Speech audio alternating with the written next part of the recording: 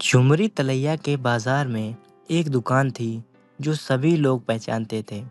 इस दुकान के मालिक थे राजन, जो अपनी चालाक व्यापारी स्किल्स के लिए पूरे बाजार में मशहूर थे।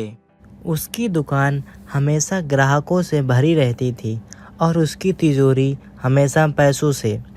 राजन का व्यापार चतुराई से भरा होता था, जो अक्सर धोखा देने के करीब होता था। एक दिन सुबह जब सूरज अपनी पीली किरणों से झुमरी तलैया को रोशन कर रहा था, राजन ने अपने धन को बढ़ाने का नया प्लान बनाया। उसने सुना था एक रेयर और कीमती मसाले के बारे में, जिसका नाम था गोल्डन सैफरॉन। राजन ने सोचा कि अगर वो इस मसाले को हासिल करके बेचे तो उसकी दौलत 10 गुना बढ़ जाएगी।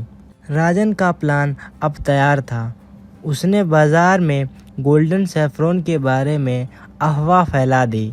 शहर के लोग जो इस नए मसाले के बारे में जानने के लिए उत्सुक थे, राजन की दुकान पर उमड़ पड़े।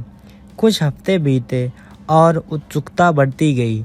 राजन ने चालाकी से कहा कि उसने थोड़ी मात्रा में गोल्डन सैफरॉन हासिल किए हैं। ये इतना दुर्लभ और अनमोल है कि सिर्फ सबसे ऊंची बोली लगाने वाले को ही मिल सकता है। लोग बोली लगाने लगे। हर बोली पिछली से ऊंची होती गई और सभी को यह कीमती मसाला पाने की लालच लग गई। ऑक्शन का दिन नज़दीक आते ही राजन को एक अजीब सी घबराहट होने लगी। उसके पास अब तक असली मसाला नहीं था, लेकिन उसने दूर के व्यापारी से वादा किया था जो उसे वक्त पर पहुंचाने वाला था। राजन अपनी चालाक दिमाग पर भरोसा करके आगे बढ़ रहा था। ऑक्शन के दिन राजन की दुकान ग्राहकों से भरी हुई थी। हवा में उत्साह का माहौल था जब राजन ने एक छोटी सुंदर सी डिब्बी को दिखाया, कहकर कि इसमें गोल्डन सैफरॉन है। बोली शुरू हुई और कीमत आसमान छूने लगी। राजन खुशी से देख रहा था जब बोली कीमत उसके सपनों से भी आगे निकल गई। जब ऑक्शन अपने चरम पर पहुंची, एक रहस्य भरा अजनबी दुकान में आया, सीधा सादा कपड़े पहने हुए। उसने चुपचाप सब कुछ देखा। जब अंतिम बोली लगी और सबसे ऊंची थी, तब उस अजनबी ने गोल्डन सैफरॉन को करीब से देखने की मांग की। राजन थोड़ा हिचकिचाया, लेकिन शक ना हो इसलिए डिब्बी अजनबी को दे दी। पूरा माहौल सन्नाटा में था जब अजनबी ने डिब्बी खोली और उसके अंदर देखा। राजन के हॉरर के लिए अजनबी ने दिखाया कि डिब्बी खाली थी।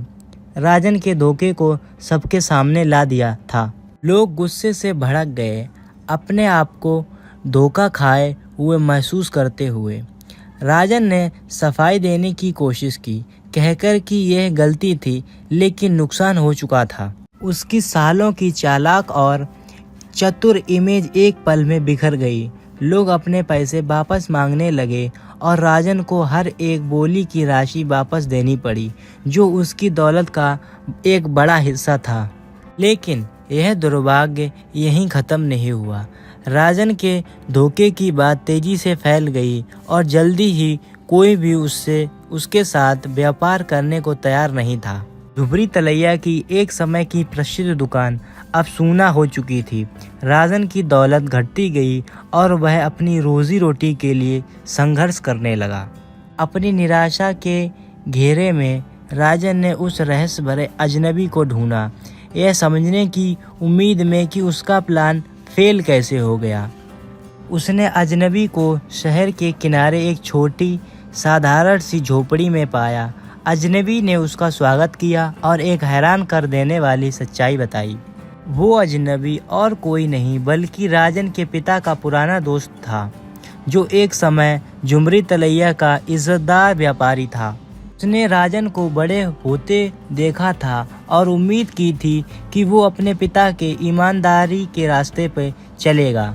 जब उसने राजन के धोखे भरे तरीके सुने, तो उसने तय किया कि वो हिस्सा ले और एक कीमती सबक सिखाए।